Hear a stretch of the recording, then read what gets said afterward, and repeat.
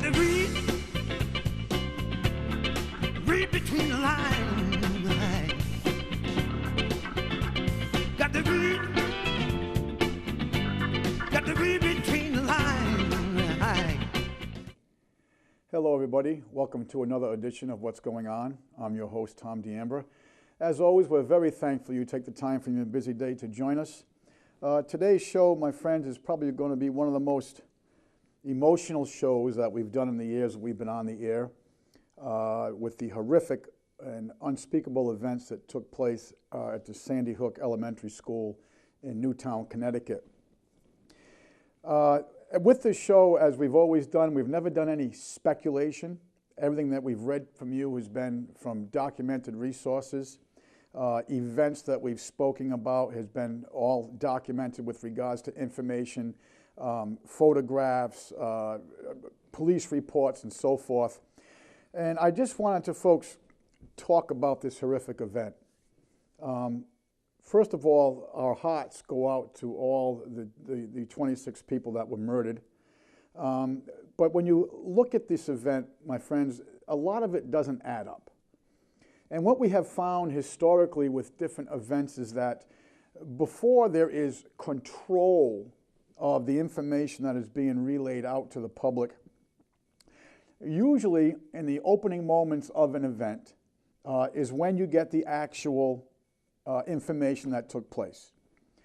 And when we look at what was said in the very beginning of this event compared to what was transpired by the mainstream media and government officials, again, it didn't add up.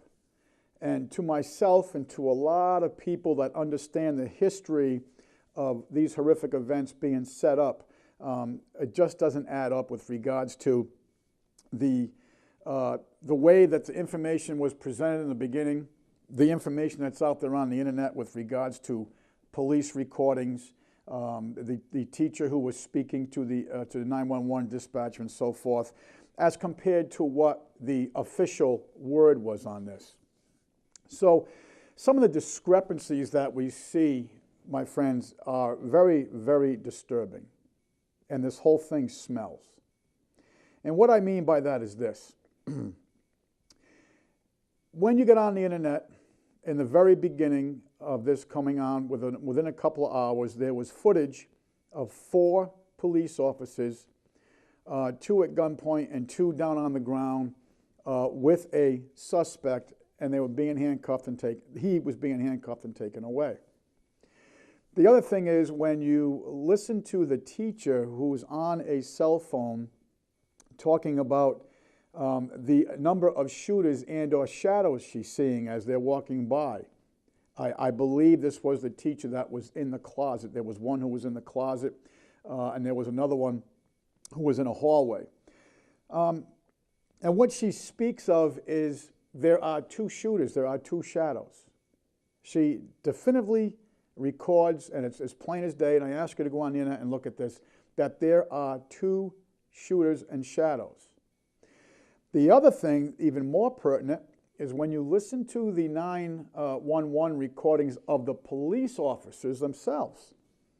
The words that are being used are, "I see them." "They are approaching us." "We have them. We have them in custody. It's over. We have them."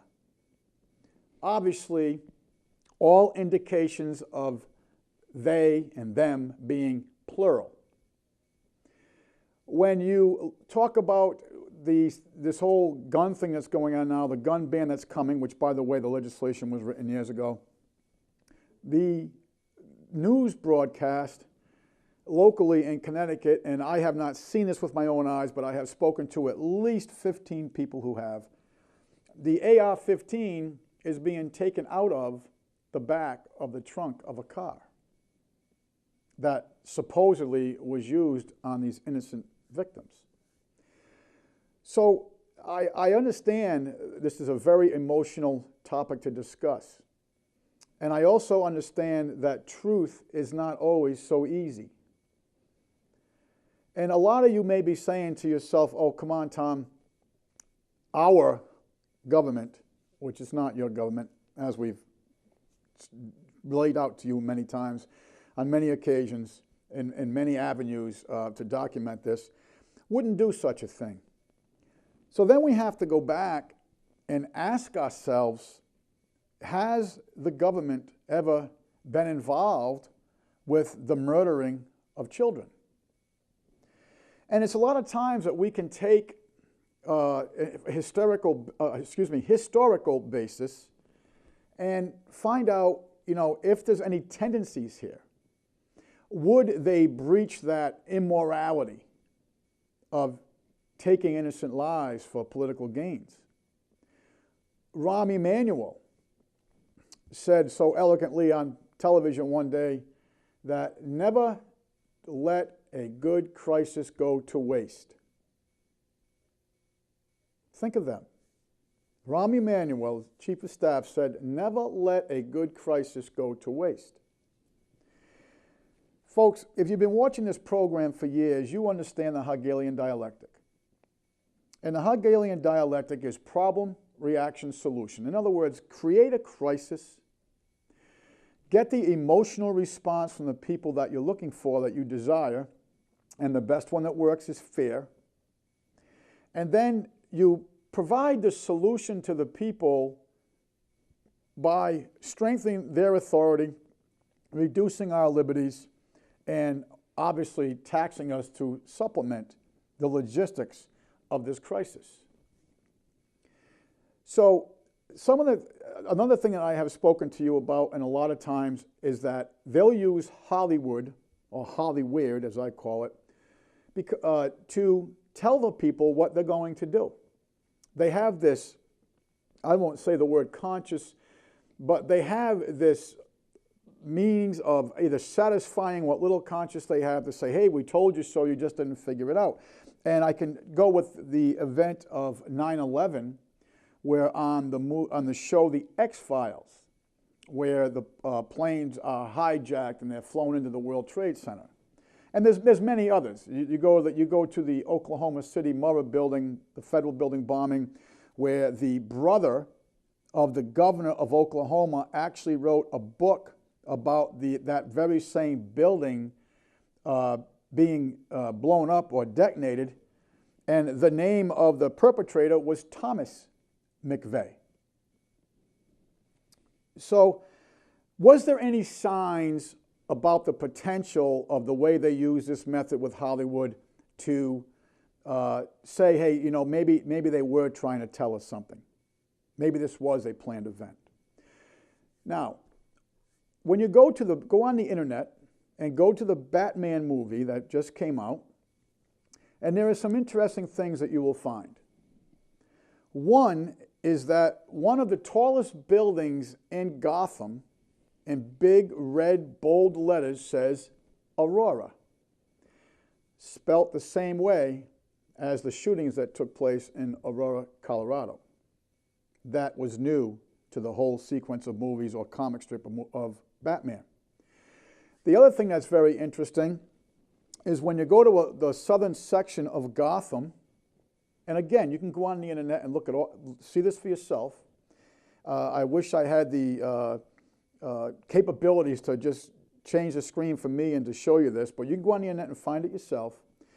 And you will see that the section of Gotham that was once known as Hinckley, as in John Hinckley, the man who shot President Reagan, was changed during this movie to Sandy Hook. So, are they trying to satisfy their own little conscience about, hey, folks, we told you so? They do this all the time in Hollywood, my friends. If you go on the internet and punch in 9/11 warnings in Hollywood, you will see shows like The Simpsons, you will see shows like The X-Files, you will see a multiple amount of shows where 9/11 is brought out to the people. We talked about the anti-terrorism manual. And I remember I showed this to you folks years ago, where they had the gun sites on what? The two World Trade Towers, Tower 1 and Tower 2, that were taken down through demolitions on September 11th.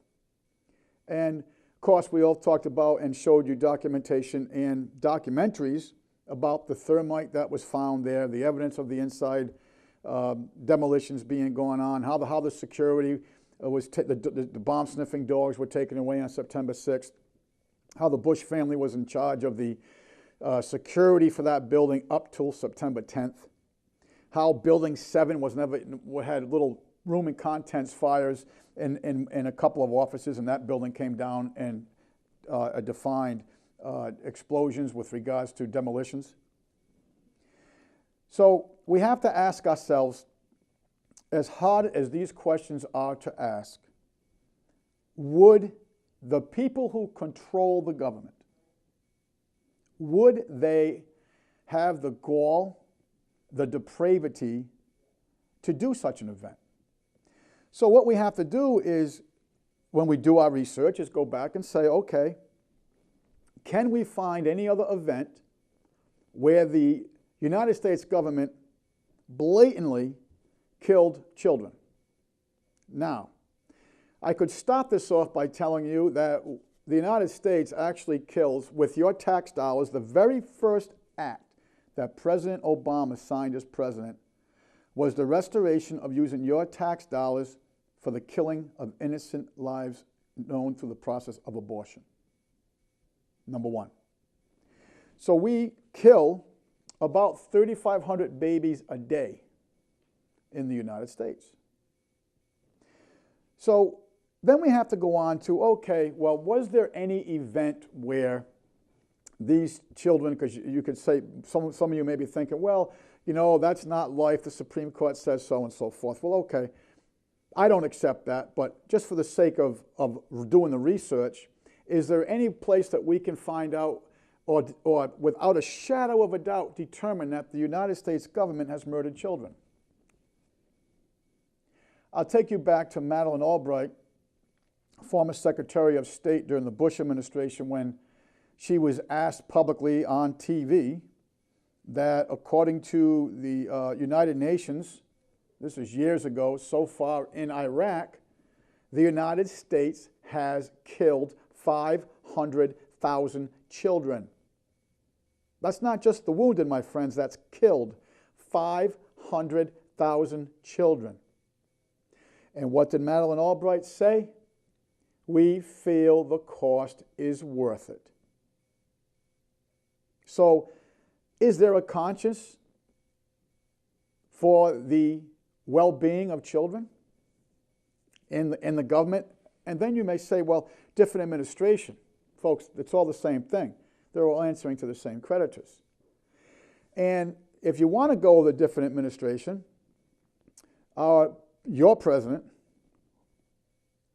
has been awarded the Nobel Peace Prize, but yet he has expanded the war into 4 countries since he's been in office. And we murder children through missiles and drone strikes every single day. Yemen, Afghanistan, Iraq, Pakistan, every day. When I was younger and the Vietnam War was so prevalent, we murdered millions of people with B-52 strikes and so forth. Indiscriminate, non-military targets. This goes back, my friends, for decades and decades. So what about having an event where, okay, the American government actually, instead of doing what you may consider indiscriminate killing, actually attacked and set sights on children and shot them? Has that ever happened? I didn't have to do any research on this, my friends, to answer that question. The answer is yes. And I will start out with the events that took place with a person that I have had the privilege to speak with and listen to the horrific, horrific details of what him and his family went through at Ruby Ridge, Idaho. Randy Weaver's 14-year-old nephew was shot and wounded. His son 11-year-old, was shot and killed. His dog was killed. And his wife was shot and killed as she was holding a 4-month-old baby. The perpetrator of the shooting of his wife was an FBI agent known as Ron Horiuchi. Now you would think, and then the whole thing went to a jury. Oh, let me back up. And then to do away with the evidence, my friends, what did the federal government do? They burnt the grounds. They burnt all the grounds to get rid of evidence. And even though they burnt all the grounds, Randy Weaver wound up taking the federal government to court and winning. And guess what happened to Ron Horiuchi, the agent who shot Randy Weaver's wife while she was holding a 4-month-old baby and killed her? He was promoted. He didn't go to jail. He was protected because the grand jury actually put a warrant out for him, the state grand jury. He was protected, and not only protected, he was promoted. And when do we see Mr. Ron Horiuchi again? We see him in charge of the sniper teams, of the 3 sniper teams on April 19th, 1993 at a place called Waco, Texas. Now, you can go back and get on the internet. We have showed these documentaries on this program, but you can go back and look at Waco New Revelations, or Waco Rules of Engagement, or the murders at Waco. There's plenty of documentaries out there, very well done. As a matter of fact, the leading FBI agent who was in charge of the forensic lab down in Texas, he resigned from the FBI. Because what all the evidence that was presented to him was these people were murdered. So Mr. Horiuchi shows up again in Waco, Texas, in charge of the 3 sniper teams, according to numerous sources. So when you watch the documentary New Revelations, Waco New Revelations, you will see through flare technology the women and the last of the women and children that are running out of the gymnasium because of the fires that was set by the federal government and the use of shape charges. And for those of you who've been in the military, you understand the destruction of what I'm talking about. The use of shape charges against women and children and unarmed men. But as the last of the women and children are running out of the gymnasium, and you please go on the internet and see this for yourselves, you will see 2 shooters in prone positions gunning down innocent women and children as they run from the gymnasium. I'm not making this up, my friends. This is all documented. So just as in Ruby Ridge, what did the federal government do at Waco? Of course, they burnt the whole place, so there'd be no evidence. And then what bones and things they found, they actually bleached them. I'm not a forensics expert, but I do understand that what bleach does, it makes most of it useless when it comes to forensic work. Just incredible. Just incredible. So I could go on for more, but I'm only going to mention one more. Let's jump to April 19th, 1995, Murrah Building, Oklahoma City, Oklahoma. As I just stated to you earlier, the federal government, the brother of the governor of Oklahoma writes this book prior to the event coming out, that very same building being blown up, and also the name of the guy is Thomas McVeigh, not Timothy McVeigh. And if you think that's just a coincidence, you are more naive than I can even believe. So, let's go back to that event. What takes place? First of all the cameras around that building, all the footage disappears. Second of all, the FBI, the IRS, and the ATF, on record, are told not to come to work until 11 o'clock that morning. They let everybody else in that building including the daycare center. Now, for those of you who were around during that horrific event, what took place? You remember, and I'm sure if you saw this photo, you remember it, the fireman accepting the burnt 3-year-old child. Front page of every paper. Folks, nothing, and rightfully so, will stir the emotional strings like children being abused or murdered. Nothing. Nothing will. If you have any kind of human compassion, the number one thing that we are born to protect is our children. So, in the beginning of this broadcast, we ask ourselves, is the government capable, or have they done it before? I just mentioned 3 events to you that in court proceedings, in independent research, independent grand juries. When I think of Representative Charles Key out of Oklahoma, who did a wonderful job putting up a grand jury, and the evidence that they found was overwhelming. And as a matter of fact, I don't know how long ago it was, maybe 4 or 5 months ago, we broadcast the documentary after 15 years of research called A Noble Lie. That was all about this. How the black police officer, forgive me, I forget his name, who was coming forward with the information that he saw was tortured and murdered. How the explosives they said was a manure truck had no way of doing what it said it did. How everything was blown outward from the building, not inward. How there wasn't a hole in front of the Murrah building where the supposed truck went off and made this big crater. Inside job, my friends. 9/11, innocent people, 2,844 people murdered.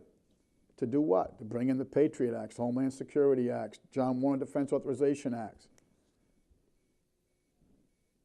Again, the Hegelian dialectic. Now, another thing that all of these events have in common is that they were geared to you and me. But the other thing is, and again, I'm not saying Sandy Hook was an inside job yet. Does it stink to high heavens? Absolutely. Are there a lot of coincidences from previous inside jobs? Absolutely. But I personally am not 100% convinced yet, and I do not speculate on this show.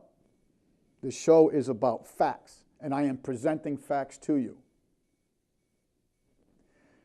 With all of these operations I've spoke of, including the 1992 World Trade Center bombing, where they hired an Egyptian retired Army officer.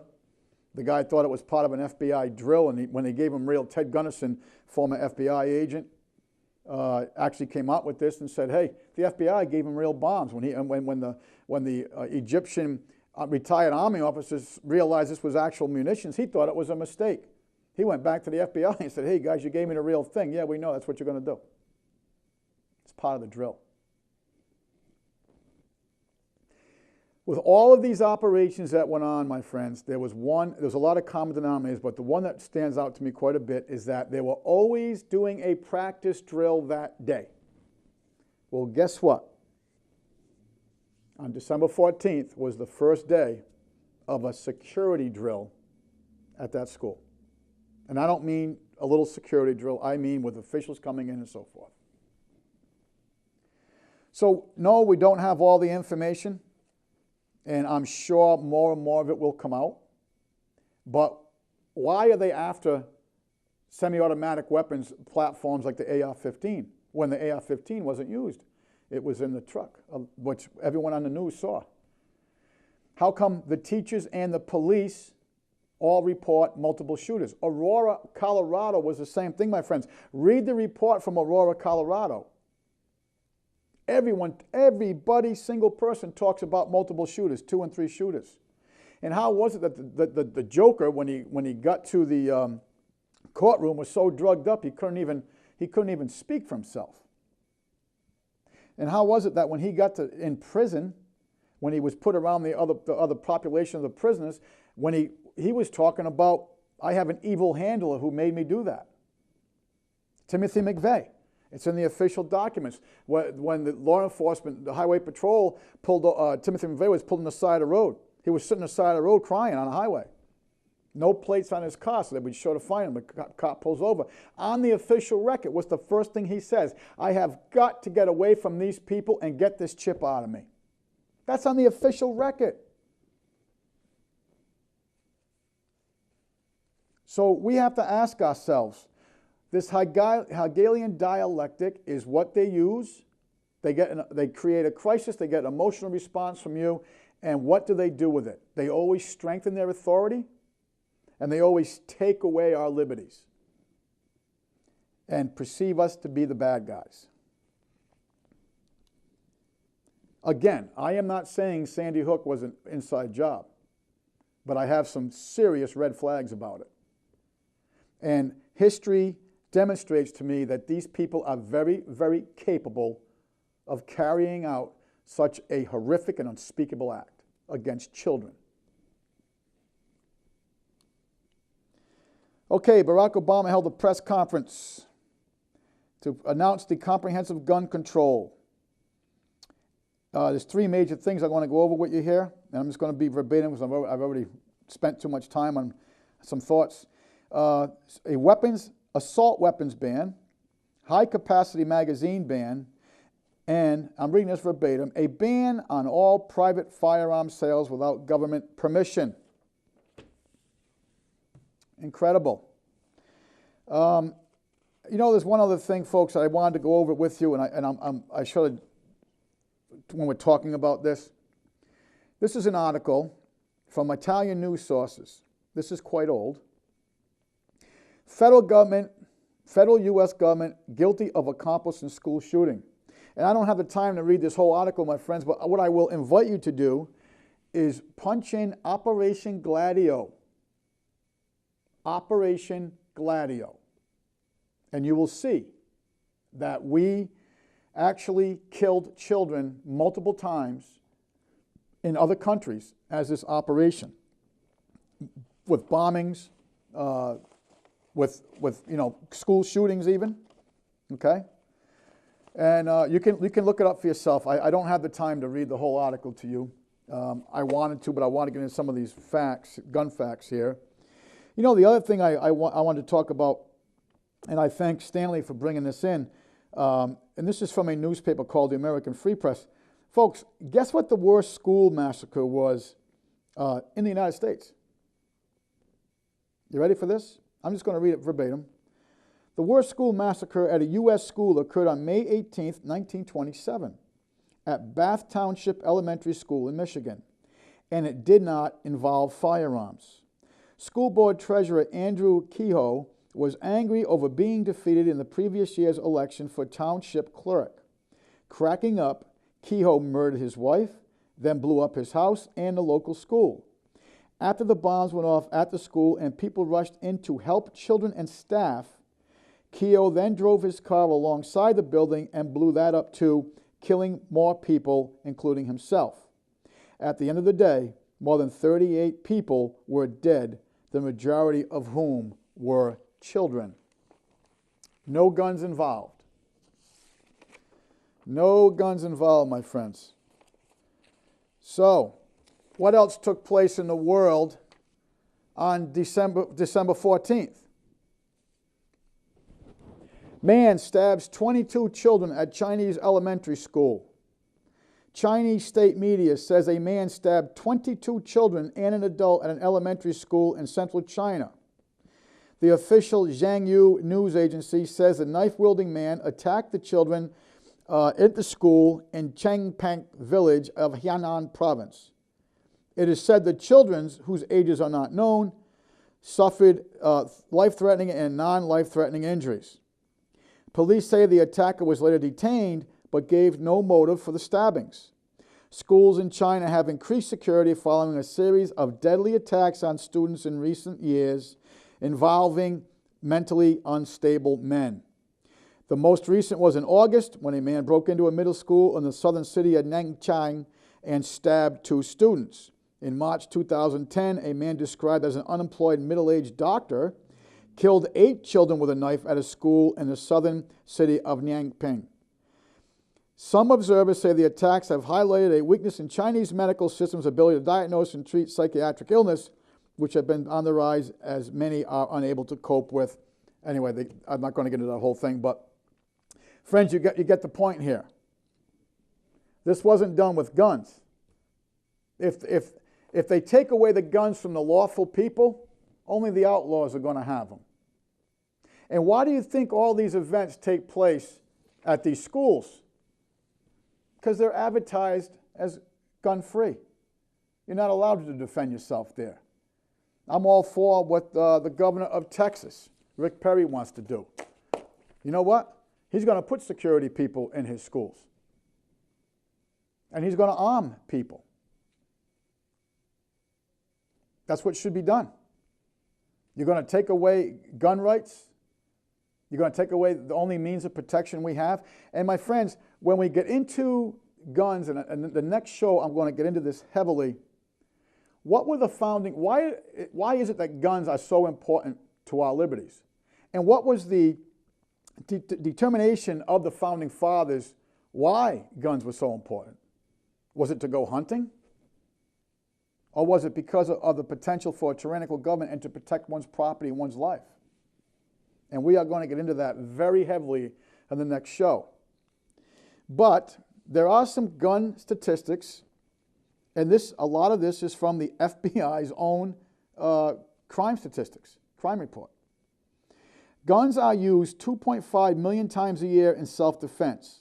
Law-abiding citizens use guns to defend themselves against criminals as many as 2.5 million times every year, or about 6,850 times a day. This means that each year firearms are used more than 80 times more often to protect the lives of honest citizens than to take lives. You understand what I'm saying? So you got an 80-to-1 ratio here. Even anti-Clinton gun researchers concede that guns are used 1.5 million times annually for self-defense. According to Clinton Justice Department, there are as many as 1.5 million cases of self-defense with every firearm every year. The National Institute of Justice, however, publishes this figure in 97 as 7.2 million. So you see how they can play? How they can play here? I mean, that's quite a discrepancy. Excuse me. Twice as many children are killed playing football in school than are murdered by guns. Despite what media coverage might seem to indicate, there are more deaths related to high school football than guns. In a recent 3-year period, twice as many football players died from hits to the head, heat stroke, etc., as compared to with students who were murdered with firearms during that same time period. More guns, less crime. In the decade of the 1990s, the number of guns in this country increased by roughly 40 million, even while the murder rate decreased by over 40%. Folks, it's very simple. Why do you think Vermont, for the last 14 years, has been, 5 of them 14 years, has been statistically the safest state in the nation to live? Because if you break into our house or you do crime with somebody, because of our lack of gun laws, we have the right to defend ourselves and the ability to do it. And I'll tell you right now, if you took away Rutland and you took away Burlington, we would probably be number 1 14 out of 14 years. Because Rutland's crime rate is incredible. Just incredible. Okay, let us continue here. Accidental gun deaths in the home have also decreased by almost 40%. And I will tell you that is because of organizations like the NRA, GOA, Gun Owners of America, Larry Pratt's people, putting on the Eddie Eagle program and so forth to teach people gun safety. CDC admits that there is no evidence that gun control reduces crime. The Centers for Disease Control has long been criticized for propagating questionable studies which gun control organizations have used in defense of their cause. But after analyzing 51 different studies, the CDC concluded that the evidence was insufficient to determine the effectiveness of any of these firearm laws. In other words, what they're telling you guys with these 51 different studies, that they don't want to come out and say this to you, but gun ownership reduces crime. Gun shows are not a primary source of illegal guns for criminals. Oh, while we're on that subject, my friends, the shooters at Aurora and the shooters at Sandy Hook, where'd they get their guns? They stole them. Again, it wasn't law-abiding people going through the process. As a matter of fact, one of the shooters, because I know there was more than one from what we're reading and what we're hearing with actual tapes, was that the person that they say did this was a perpetrator. He was turned down by the system 5 times for the purchase of firearms.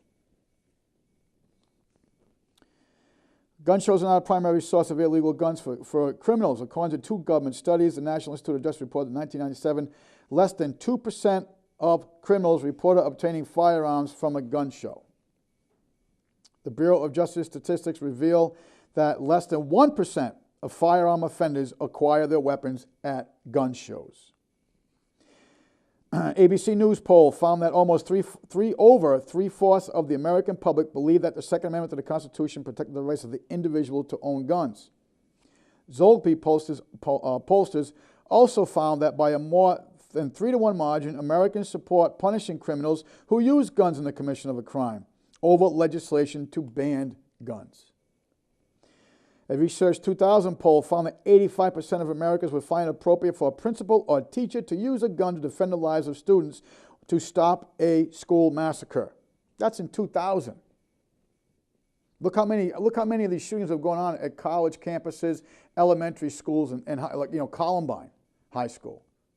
Same type of thing.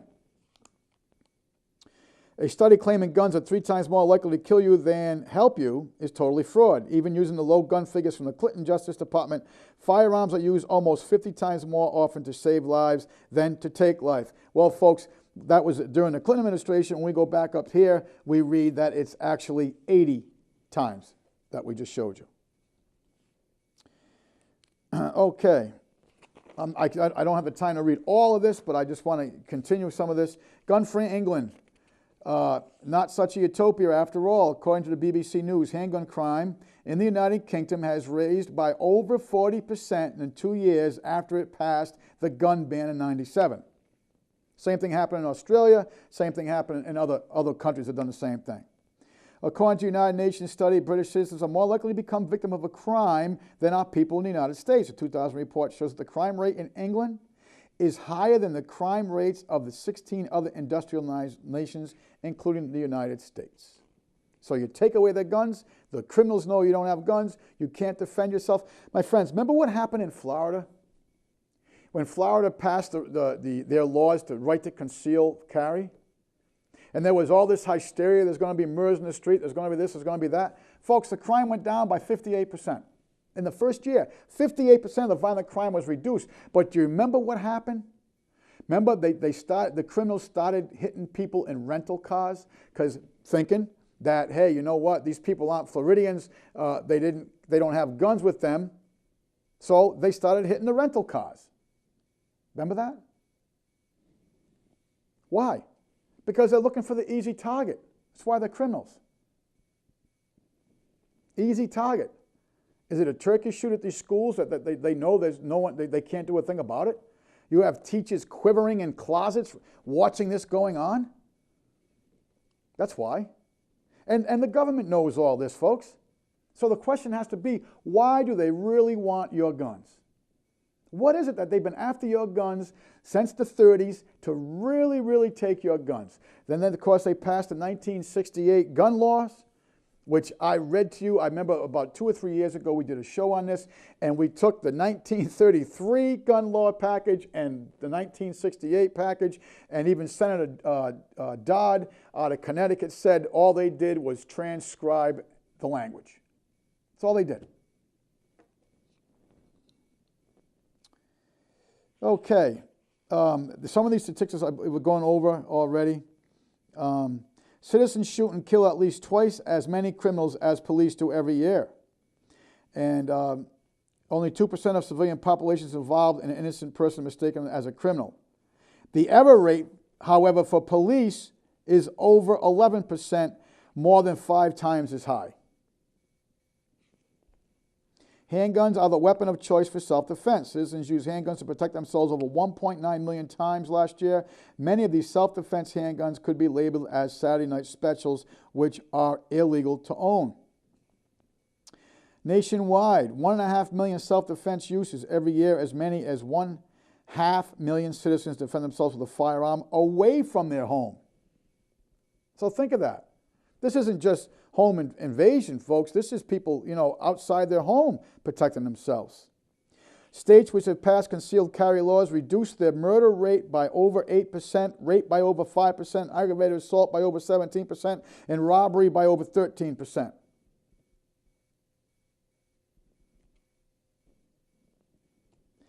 If the states not having concealed carry laws have adopted such laws, then approximately 1,570 murders, 4,177 rapes, 60,000 aggravated assaults, and over 11,000 robberies would have been avoided annually. Vermont, one of the safest 5 states in the country. In Vermont, citizens can carry a firearm without getting permission, without paying a fee, or without going through any kind of government-imposed waiting period. And yet, for 10 years in a row, Vermont has renamed one of the top 5 safest states in the Union, having 5 times received the Safest State Award. So not only are the last 14 years we've been the safest state in the nation, my friends, we've been in the top 5 every single year of them 14 years. Now, does that have to do just with guns? Absolutely not. You can't legislate morality. It has a lot to do with the culture of Vermont. Absolutely. But does that mean that us having all our guns is not a very much an effective deterrent to criminals even coming here for the free ride?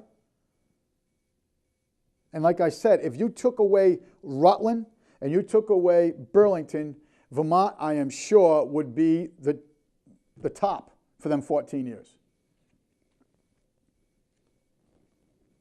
Think of this. So why are they after your guns? I mean, I got pages, my friends. I've got another eight pages here of nothing but statistics about how guns reduce crime.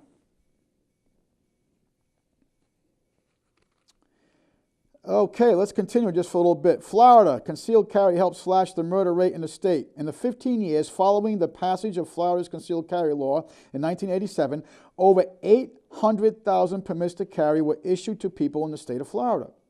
FBI report shows that the homicide rate in Florida, which in 1987 was much higher than the national average, fell by 62% during that 15-year period, thus putting Florida rate well below the national average. So they had all this hysteria about there's going to be people dying in the streets. No, it reduced the murder rate by 62%. During the first 15 years that Florida enacted the law, alligator attacks outpaced the number of crimes committed by carry holders from a 229 margin to 155. Interesting. Even the 155 crimes committed by concealed permit holders was somewhat misleading, as much of these infractions resulted in Floridians who accidentally carried a firearm into a restricted area such as an airport. Okay, so these violations weren't even a violent act. They were just, oh, I got the thing on my hip and I forgot to take it off before I went to the airport or into the bank or whatever. Concealed carry versus waiting period laws. In 1976, both Georgia and Wisconsin tried 2 different approaches to fighting crime. Georgia enacted legislation making it easier for citizens to carry guns for self-defense, while Wisconsin passed a law requiring a 48-hour waiting period before the purchase of a handgun. What resulted during the ensuing years?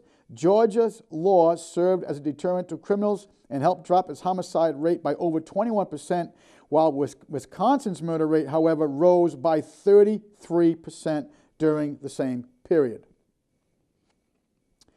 Kennesaw, Georgia, 1982, the suburb of Atlanta, passed a law requiring heads of households to keep at least 1 firearm in the house. The residential burglary rate subsequently dropped by 89%. Are you with me on that one? They're not going to come kicking in your door if I know that everybody in this county has a gun and has the ability and the right to use it to protect themselves.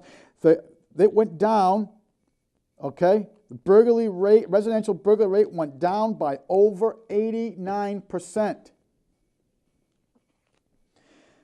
10 years later, 1991, residential burglary in Kennesaw was still 72% lower than it had been previous to the law being passed. So in the first year, it went down by 89%, but over the next 10-year period, it still was reduced by 71% collectively in that 10-year period.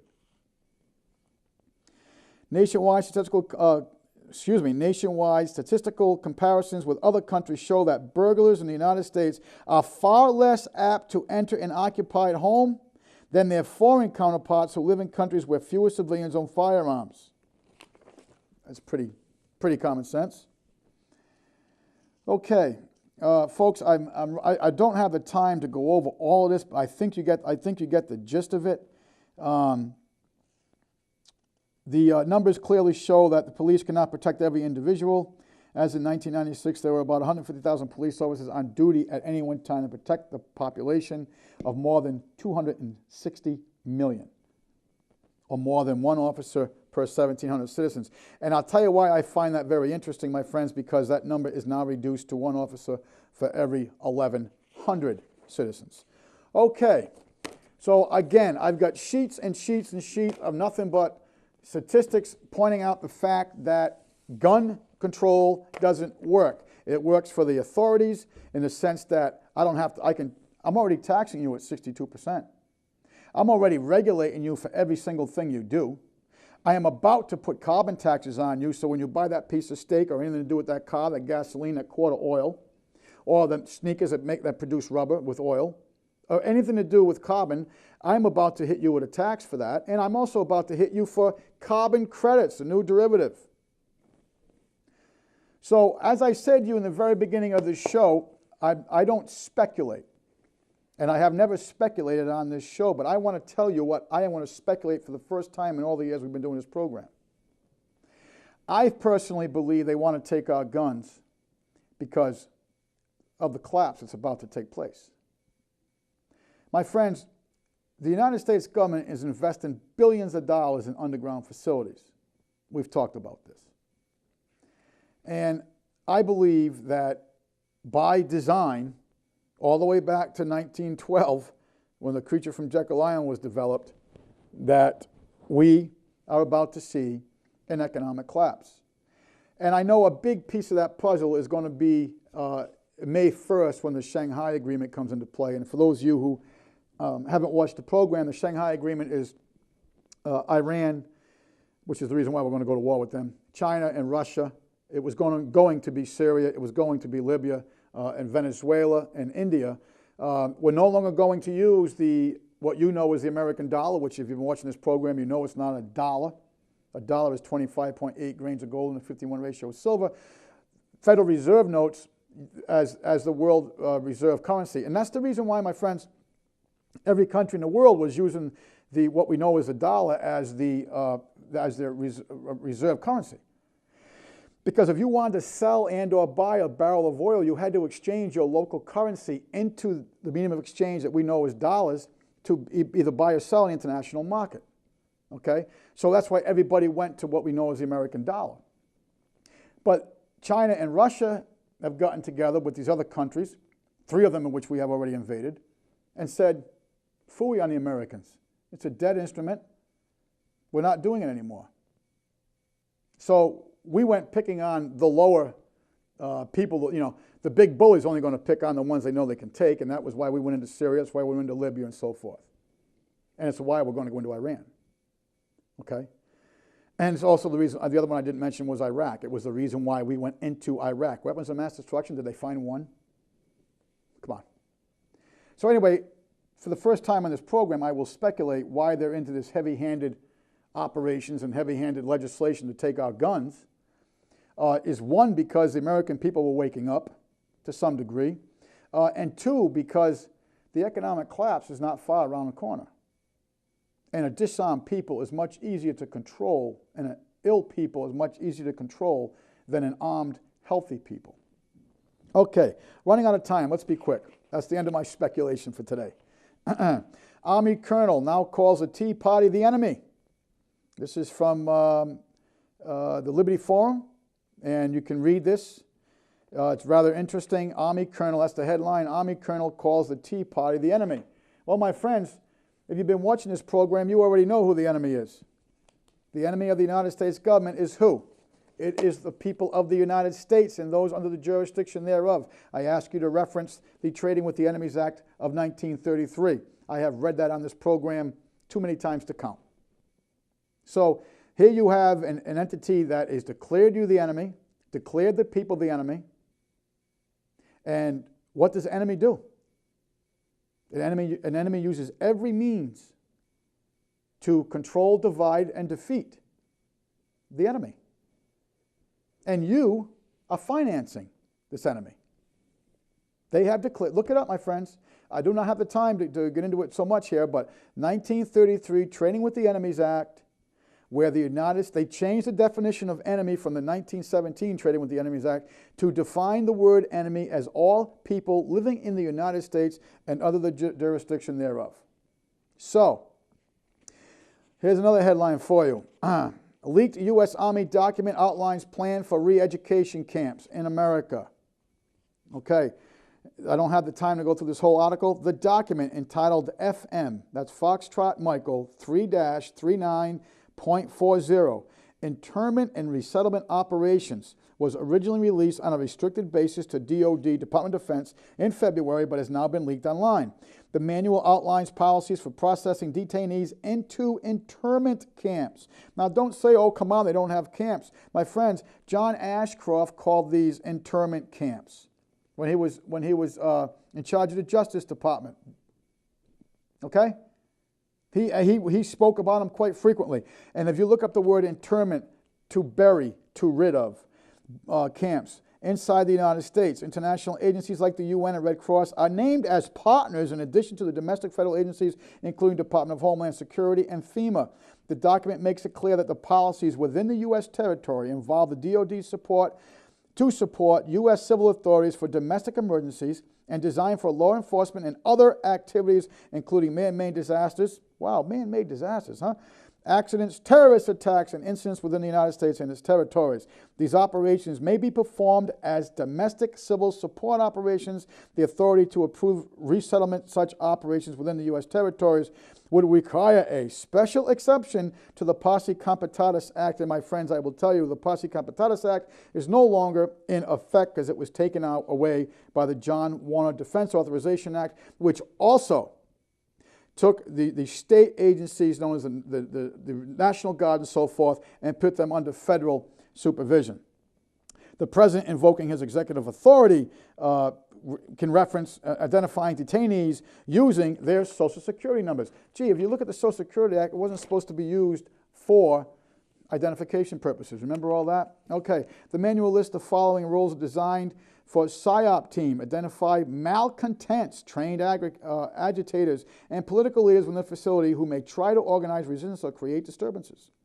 Develops and executes indoctrination programs to reduce or remove antagonistic attitudes. Identifies political dissidents and activists. Provides loudspeaker support such as administrative announcements and facility instructions when necessary.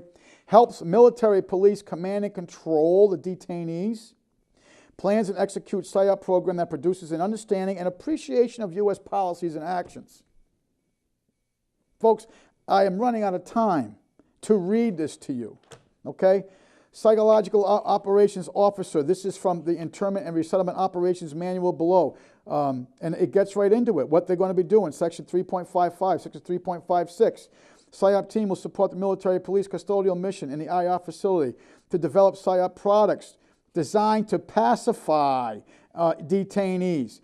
Gains the cooperation of detainees. Identify malcontent. Anyway, folks, I do not have the time to go over all of this with you. I'll have to carry us on to the next show. But I think you get the gist of it.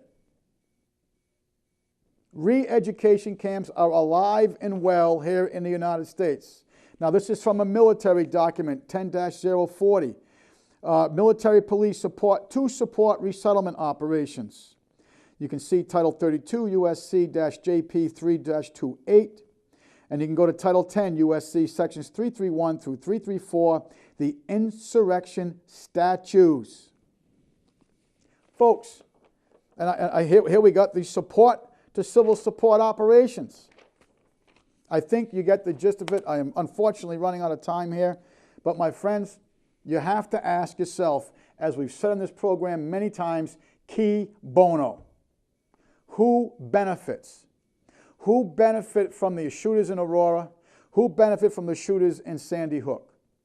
It certainly wasn't the American people, them poor innocent lives that were lost, nor the people of the family members. Okay?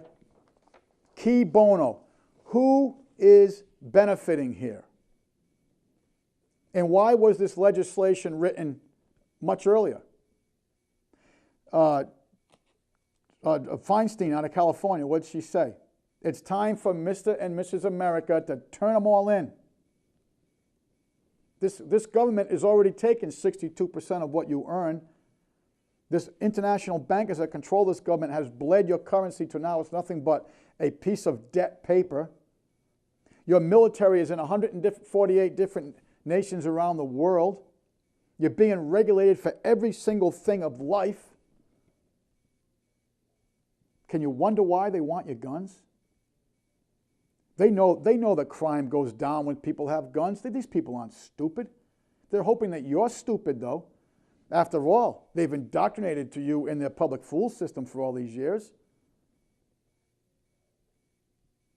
Who is benefiting here, my friends? That's what you have got to ask. Whenever you see these events take place, ask yourself, qui bono? Who benefits? And I will say to you again, I knew the Aurora operation was an inside job after information came out.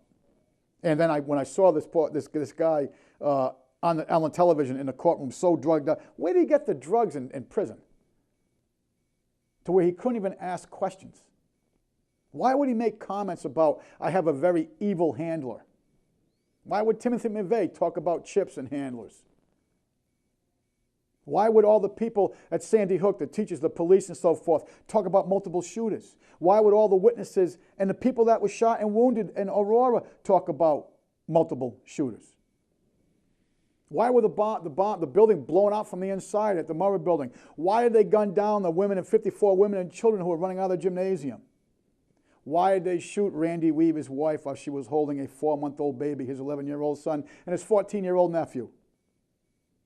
Why?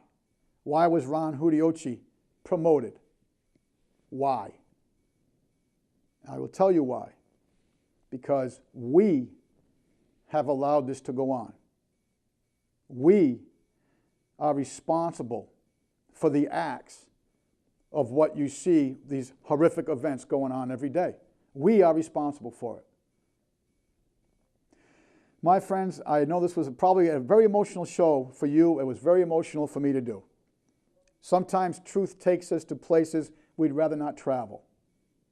But I do know this, that we have to be diligent in our research. We have to be open-minded in our fact-finding. And we have to analyze the truth, and we have to act upon truth. If there are questions to be answered, it is our responsibility to do the research and answer them objectively, without any predetermined conclusions. It's our responsibility. It's our responsibility to the victims of these crimes, and it's our responsibility to the future of our nation. My friends, as always, we are very, very thankful that you take the time to watch our program.